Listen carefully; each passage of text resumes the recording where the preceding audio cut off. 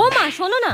হ্যাঁ বলছি সকালে কি রান্না করেছো? খেতে দাও, খুব খিদে পেয়েছে। কালকে রাতের আমডাল রয়েছে, একটু মুড়ি দিয়ে খেয়ে নে যা। হ্যাঁ আমডাল দিয়ে মুড়ি খাবো সকাল সকাল? আরে খা রে, আমডাল দিয়ে একটু মুড়ি খা, পেটটা ঠান্ডা থাকবে এই গরমে। খা। ধ্যাৎ, ডাল করেছে ধ্যাৎ। ও মা খুব খিদে পেয়েছে, খেতে দাও, সকালে কিচ্ছু খাইনি। আচ্ছা ঠিক আছে চ খেতে বস, আমি তোকে খেতে দিচ্ছি চ। আচ্ছা মা দুপুরে তুমি কি রান্না করেছো? গরম গরম ভাত, আলু সেদ্ধ আর টক ডাল আম দিয়ে। আলু সেদ্ধ টক ডাল ভাত, দূর ব্যাং, ভাল লাগে না, আমি খাবো না, তুমি খেয়ে নাও যাও। খেতে হবে না, যা এখান থেকে। উফ কি খিদে পেয়েছে।